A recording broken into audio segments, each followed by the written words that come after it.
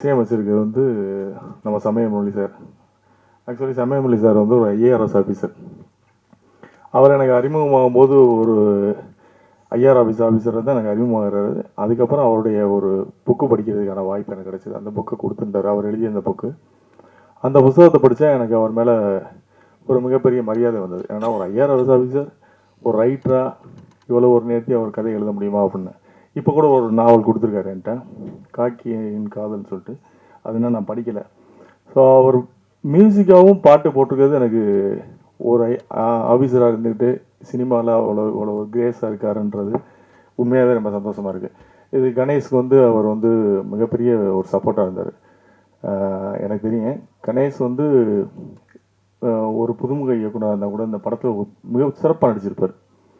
நீங்கள் படம் பார்க்கும்போது தெரியும், ஒரு சிறந்த கலைஞர் அவர். வந்து கணேஷ் வந்து தன்னை வந்து வாய்ப்பு தேடி அலைஞ்சு எங்கேயுமே தனக்கு வாய்ப்பு கிடைக்கலன்ற போது தானே வந்து ஒரு சுயம்புவாக ஒரு கதையை உருவாக்கி ஒரு கதையை வாங்கி அதை நடித்து அவரே நடித்து உருவாகலாம் சாதாரண விஷயம் கிடையாது. அவ்வளோ பெயின் இருந்திருக்கு அவருக்குள்ள. எனக்கு தெரிஞ்சு இந்த படத்துக்கு அப்புறம் அவருக்கு வந்து இயக்குறதுக்கான வாய்ப்பு கிடைக்குதா இல்லையான்னு கூட எனக்கு தெரியாது. பட் நடிகராக வந்து அவர் நிச்சயமாக வந்து ஜெயிப்பான்ற நம்பிக்கை இருக்குது. ஏன்னா அந்த அந்த கேரக்டர் வந்து ஈஸியாக எல்லாரும் பண்ணிட முடியாது. ரொம்ப ஒரு சேலஞ்சிங்கான கேரக்டர். அது டிஃப்ரெண்ட்டாக படிப்பார். ரொம்ப திடீர்னு நெகட்டிவாக பண்ணுவார், திடீர்னு வந்து ஒரு எமோஷனலாக பண்ணியிருப்பார். ரொம்ப ரசித்து பண்ணியிருப்பார் அந்த கேரக்டர். எனக்கு ரொம்ப பிடிச்சேன். நான் படம் பார்த்தோன்னே சொன்னது அவர், நீ நடிப்பிலே கான்சன்ட்ரேட் பண்ணிக்கலாம், மிக சிறப்பாக நடிக்கிற அப்படின்னு. ஆனால் இந்த அவருக்கு வந்து இவ்வளோ சப்போர்ட் கொடுத்து இவ்வளோ ஸ்பேஸ் கொடுத்து அவர் வந்து உருவாக்குனாருன்னா அதில் சமயமொழி சாரோட ரோல் வந்து பெரிய ரோல். அதனால் சமயமொழி சாருக்கு வந்து இந்த இடத்துல வந்து நம்ம நன்றி சொல்லணும். ஆனால் ஒரு ஆஃபீஸராக இருந்துக்கிட்டு இதெல்லாம் பண்ண வேண்டிய அவருக்கு தேவை கிடையாது. சினிமா மேலே உள்ள ஒரு காதல் தான். அப்புறம் சொன்னால் ஹேமந்த் வந்து இந்த படத்தில் வந்து ஹேம்நாத் வந்து அவரும் புதுசாக பிஆர்ஓ அறிமுகமாக இருக்காரு. அவருக்கும் என்னுடைய வாழ்த்துக்கள். நீங்களும் சீக்கிரம் போய் அந்த சங்கத்தில் மெம்பராகி எலெக்ஷன் நடத்துட்டு தலைவருக்கு நீங்கள் ஒரு நீண்ட காலமாக தலைவர் அடுத்த ஜென்ரேஷன் ஆகட்டும் என்னென்ன மற்றபடி இந்த வாரம் வந்த படங்கள் கூட பார்த்தீங்கன்னா வந்து எந்த படங்களுக்கு வந்து சரியான விமர்சனங்கள் எல்லாம் வந்து இந்த விமர்சனங்கள் எழுதக்கூடாது அப்படின்றதுனால தான் சீனிவாசன் சாமி சொன்னது மாதிரி எனக்கு வந்து விமர்சனங்கள் வந்து உடன்பாடு உண்டு. நான் வந்து விமர்சனங்களை வரவேற்கிறவர் தான். இதை நான் ஆரம்பத்துலேருந்து என்னோட படங்களை சொல்லியிருப்பேன். என்னோட படங்களை திட்டினாலும் சரிவான். நான் எப்படி பார்க்குறேன்னா, லோக்கலாக சொல்லப்போனால் ஒரு பொருளாக இருந்தால் அது வீசணும் இல்லை மணக்கணும், ரெண்டுமே இல்லைன்னா அந்த பொருளுக்கான வேல்யூ இல்லைன்னு தான் பார்க்குறேன். விமர்சனம்ன்றது வந்து நம்மளை மெருகேற்றிக்கிறது தான். எப்போவுமே வந்து என்னுடைய படத்து வந்து எனக்கு சிறப்பாக இருக்கும். நாங்களும் நல்ல படம் எடுக்கணும் தான் ட்ரை பண்ணுறோம். தயாரிப்பாளர்களும் யாரும் வந்து ஒரு மொக்க படத்தை கொடுத்துட்டு போகணும், நீங்கள் வந்து எங்களை திட்டணுன்ற ஆசை கிடையாது. நல்ல படம் எடுக்கணும் தான் வர்றோம், நல்ல படம் எடுக்கிறதுக்கு தான் ட்ரை பண்ணுறோம். இயக்குநர்கள்ட்ட கதை கேட்குறோம், எங்ககிட்ட கதை ஒன்று சொல்லுவாங்க, அதுக்கப்புறம் வந்து அவங்க எடுக்கிறது வேற மாதிரி வந்துடும். மேக்கிங்கில் உங்களுக்கு தெரியாது கிடையாது. ஏன்னா இது ஒரு தனிப்பட்ட ஆளோட முயற்சி கிடையாது, ஒரு டீம் ஒர்க்கு.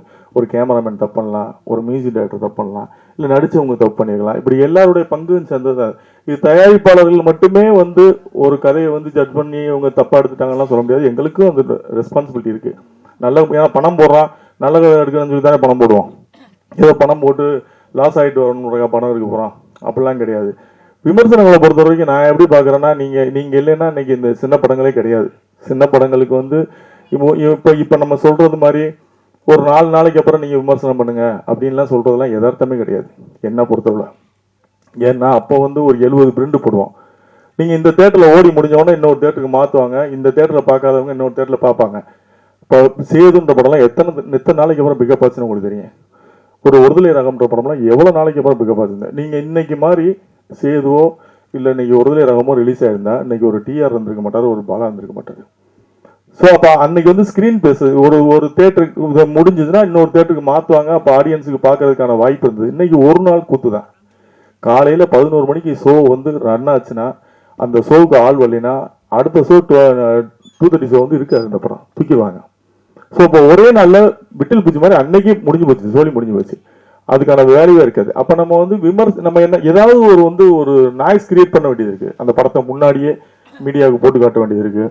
நீங்கள் அந்த படத்தை பற்றி பேசுங்க. நீங்கள் பேசிட்டே ரப்பர் பந்தை ஹிட் பண்ணீங்க, அது யாராலையும் மறுக்க முடியாது. அதாவது வந்து நல்ல படத்தை ஓட வச்சதோட பங்கு மீடியாக்களோட பங்கு இருக்குன்றது எனக்கு தெரியும், நான் அறிவேன். நல்ல படம் நீங்கள் வெளியே ப்ரெஸ்ஸோ பார்த்துட்டு வந்தோடனே சோசியல் மீடியாவில் ஒரு வைப் கிரியேட் ஆகும். அப்படி பார்த்துட்டு அவங்கள அறியாமலே சோசியல் மீடியாவில் எழுத ஆரம்பிப்பாங்க. இது சூப்பர் ஆவேசம் அப்படிலாம் நீங்க நல்லா இருக்குன்னு சொன்ன படங்களும் சில படங்கள் ஓடாமல் இருந்திருக்கு, நல்லா இல்லைன்னு சொன்ன படங்களும் ஓடி இருக்கு. இப்போ ராட்சசன்லாம் நீங்க வந்து நல்லா இல்லைன்னு நிறைய பேர் போட்டிருந்தாங்க, ஆனா அந்த படம் ஓடிச்சு. சமீபத்தில் வந்த ஒரு படம் கூட டிமாண்டி காலனி நிறைய பேர் நல்லா இல்லைன்னு எழுந்தாங்க, அந்த படம் கலெக்ஷன் நல்ல கலெக்ஷன். ஸோ அப்போ நம்ம வந்து எல்லாரோட பார்வையும் ஒரே மாதிரி இருக்காது, நம்ம பார்க்கறது தான் சரியான பார்வைன்னு சொல்ல முடியாது. நான் ரசிக்கிற படம் வந்து எல்லாரும் ரசிக்கன்ற அவங்கவுங்க மனநிலையை பொறுத்து தான் ஒரு படம் பார்க்கறது. நம்ம அதுக்காக பயந்துக்கிட்டு நம்ம விமர்சனம் வேணாம்னு சொன்னோம்னு வச்சுக்கோங்களேன், அப்புறம் இப்படிப்பட்ட இயக்குநர்கள்லாம் வரவே முடியாது. இவங்கெல்லாம் ஒரே நாள காண போயிடுவாங்க. அப்புறம் இன்னைக்கு எதிர்காலத்தில் வர இயக்குநரோட வாழ்க்கையெல்லாம் கனவாகி போயிடும். அவங்க எப்படி வர்றது? இப்போ நீங்கள் ரப்பர் பந்துக்கு யாருமே விமர்சனம் போடல, 4 நாள் பொறுத்து நீங்கள் விமர்சனம் போடுங்கன்னு நம்ம சொல்லியிருந்தோம்னா அந்த இயக்குனரோட வாழ்க்கை என்ன இருக்கா? புதுசாக வர ஒரு இயக்குனருக்கு வந்து எந்த நடிகர் வந்து பெரிய நடிகர் வந்து டேட்டு கொடுத்து நீங்கள் ஒரு பெரிய படங்களுக்கு வந்து அவங்களுக்கான ரசிகர் பட்டாளம் இருக்காங்க, அவங்க வந்து நூன் ஷோவை புல் பண்ணிடுவாங்க. அதுக்கு தான் அந்த நூன் ஷோவை புல் பண்ணுறதுக்கான ஆர்டிஸ்ட் தான் வேல்யூ உள்ள ஆர்டிஸ்ட். அதுக்கு தான் ஒரு மார்க்கெட் வேல்யூ உள்ளவங்க, அவங்களுக்கு சம்பளம் கொடுத்து நம்ம நடிக்க வைக்கிறோம், நூன் ஷோவையாவது புல் பண்ணட்டும் அவங்க அப்படின்னு. அப்போ அப்படி வரும்போது மவுத் டாக்ல ஒருவேளை அவங்க பார்த்துட்டு போய் வெளியே சொல்லுவாங்க, படம் நல்லா இருக்குன்னா திரும்ப வர போகிறாங்க, நல்லா இல்லைன்னா போக போகிறாங்க. சின்ன படங்களுக்கு நம்ம என்ன பண்ண முடியும்? சின்ன படங்கள் நீங்கள் 4 நாளைக்கு அப்புறம் ரிவ்யூ போடுங்க அப்படின்னு சொன்னோம்னா நம்ம 4 நாளைக்குள்ள அந்த படம் காணாமல் போயிடும், வந்தனைக்கே காணாமல் போயிடும். 4 நாளைக்கு அப்புறம் வந்து நம்ம தான் உட்காந்து தனியாக பார்த்துக்கிட்டு இருக்கோம், ஆள் இருக்காது. அதனால வந்து இது நம்ம வந்து மீடியாவும் தயாரிப்பாளர்களும் ஒரு இணக்கமான முடிவெடுத்து போக வேண்டியது. ஆனால் இந்த சினிமா நல்லா இருக்கணும்ன்றதுல உங்கள் பங்கு வந்து மிகப்பெரிய பங்கு. உங்களோட பங்கு வந்து இந்த படத்தை வந்து நீங்கள் கொண்டு போய் சேர்க்கறதுக்கான பொறுப்பு உங்ககிட்ட தான் இருக்குது. இது நம்ம 2 பேரும் தான் நம்ம வந்து ஆரோக்கியமாக முடிவு எடுக்கணும். விமர்சனங்களை வந்து ரொம்ப நாகரிகமாக ஆரோக்கியமாக வைக்கணும். ஏன்னா ஒரு காலத்தில் வந்து அவங்க இப்போ உங்களுக்கு தெரியும், ஆனந்தவனுடைய மார்க் போடுறதுலாம் பார்த்தீங்கன்னா போஸ்ட் அடிச்சுலாம் ஓட்டியிருக்காங்க. 45 மார்க் ஆனந்தவடலில் போடுறாங்க, 50 மார்க் போடுறாங்கன்னா அது அன்னைக்கு வந்து வால் போஸ்டில் பெருசாக இருக்குது ஆனந்தவடல். அப்போ அதுக்கு வேல்யூ பண்ணாங்க அந்த ரிவ்யூ வந்து. அப்போ பத்திரிகையாளர்கள் நமக்கும் வந்து அந்த ரெஸ்பான்சிபிலிட்டி இருக்குன்னு நம்புறேன். ஏன்னா இது நம்ம எல்லாரும் சேர்ந்து இது ஒரு கிட்டத்தட்ட நம்ம இண்டஸ்ட்ரியில் ஒரு 50,000 பீப்புள் வாழக்கூடிய ஒரு தொழில், இதுக்கு நமக்கு எல்லாருக்குமே ரெஸ்பான்சிபிலிட்டி இருக்குன்னு நம்புறேன். அதுக்காக பத்திரிக்கை நீங்கள் நான் தான் சொல்ல மாதிரி நீங்கள் ரிவ்யூவே போடாதீங்க அப்படின்னு சொல்றதுல எனக்கு உடன்படே கிடையாது. அப்படின்னா வந்து ஒரு படம் ரிலீஸ் ஆகும்போது அந்த படம் வந்து எத்தனை நாள் மினிமம் நீங்கள் தேட்டரில் போடுவோம்ன்ற ஒரு கணக்கு வேணும். இத்தனை நாள் நாங்கள் எடுக்க மாட்டோம் அந்த படத்தை, ஆள் வருதோ வரலையோ ஒரு 4 நாளைக்கு இந்த படம் நிற்கும், நாங்கள் போடுறோம், மவுத் டாக்ல வரட்டும் அப்படின்னு நாங்கன்னா ஒத்துக்கலாம். அப்படி தேட்டருக்காரங்க கண்டிப்பாக ஒத்துக்க மாட்டாங்க. ஏன்னா அவங்களும் எப்படி லாஸை பேர் பண்ணுவாங்க. இப்போ அவங்களுக்கு என்னன்னா வந்து எங்களுக்கு நூன் ஷோக்கு ஆள் இல்லைங்க, நம்ம காசு கொடுத்து டிக்கெட் வாங்கி நீங்கள் போடுங்கன்னு சொன்னால் கூட போட மாட்டாங்க, ஏன்னா கேண்டீன் பிஸ்னஸ் இருக்காது. ஸோ அதுவும் சிக்கல் இருக்கு. ஸோ ப்ராக்டிக்கலாக இப்படி நிறைய சிக்கல் இருக்கு. நீங்கள் எல்லா பக்கமும் நீங்கள் யோசிக்கணும். விமர்சனம் வேணான்னும் போது அப்போ எனக்கு அந்த பக்கத்தில் நீங்கள் வந்து எனக்கு அதுக்கான ஸ்பேஸ் கொடுக்கணும். இல்லைங்க நாங்கள் 4 நாளைக்கு வந்து நாங்கள் வந்து வெள்ளி சனி ஞாயிறு திங்கள் 3 நாளைக்கு வந்து நாங்கள் கண்டிப்பாக நாங்கள் படத்தை எடுக்க மாட்டோம், படம் போட்டிங்கன்னா அந்த படம் ஓடும், எத்தனை ஷோ உங்களுக்கு கொடுக்கமோ அத்தனை ஷோ நாங்கள் தூக்க மாட்டோம்னு கேரண்டி இருந்ததுன்னா நிச்சயமாக விமர்சனம் வேணான்னு சொல்லலாம். நீங்கள் வேணாங்க பரவாயில்ல அப்படின்னு. அதுக்கான வாய்ப்பு இல்லை, கொடுக்க முடியாது, அவங்களாலையும் கொடுக்க முடியாது. ஏன்னா அவங்களும் தேட்டர் பிஸ்னஸ் பண்ணுறவங்க, அவங்க என்ன பண்ண முடியும், அவங்க எல்லாமே வியாபாரம் தானேங்க. அப்போ நமக்கு ஒரே சாய்ஸ் வந்து மீடியா தான். மீடியா பார்த்துட்டு நல்லா இருக்குன்னா நல்லா இல்லைன்னு நல்லா இருக்குன்னு எழுத போகிறாங்க, நல்லா இல்லைன்னா நல்லா இல்லைன்னு எழுத போகிறாங்க. நல்லா இல்லைன்னு நம்ம மாற்றிக்க போகிறோம், இதுதான் தொழில்னு வந்துட்டோம். இப்போ எனக்கு நான் எடுத்த படத்தை சரியில்லைன்னு சொன்னீங்கன்னா நான் என்னோட படத்தை திறனாய்வு படிப்பேன். ஓகே இவங்க சொல்கிற நிறைய பேரோட ரிவ்யூ நான் படிப்பேன், சீனு ராமசாமி ரொம்ப படிப்பேன். சில வந்து அவங்களோட பாயிண்ட் ஆஃப் வியூ எழுதியிருப்பாங்க, இந்த கதை இப்படி இருந்தால் நல்லா இருக்கும், இப்படி இருந்தால் நல்லா இருக்கும், அது அவங்களோட வியூ, இப்படி இருந்தால் நல்லா இருக்கும். அதுக்காக எழுதக்கூடாதுலாம் கிடையாது, நல்லா இருக்கும் நல்லா இல்லையோ உங்களுக்கு மனசு தோன்ற எழுதணும், ஒரு நாய்ஸ் கிரியேட் ஆகணும், அவ்வளோதான். அது இந்த படத்தை பற்றினா இப்போ நீங்கள் பாருங்களேன், இந்த வாரம் ரிலீஸ் ஆன படத்துக்கு எந்த படத்துக்கு அந்த மாதிரி ஒரு இதே இல்லை. பாவம் இந்த வாரம் ரிலீஸ் ஆன படங்கள்லாம் வந்து இந்த ஜீப்ரான்னு ஒரு படம் வந்துச்சு, எனக்கு எனக்கு எனக்கு ரொமான்ஸ் மட்டும் ஒரு படம், எந்த படமே எந்த இதுலேயுமே வந்து ஒரு நாய்ஸ் கிரியேட் பண்ணல. ஸோ இது பாவம் தான். அது ஆக்சுவலாக இதை நம்ம எல்லாருமே உட்காந்து நீங்களும் புரிஞ்சுக்கணும், எங்களுடைய வழிகளையும் புரிஞ்சுக்கணும்.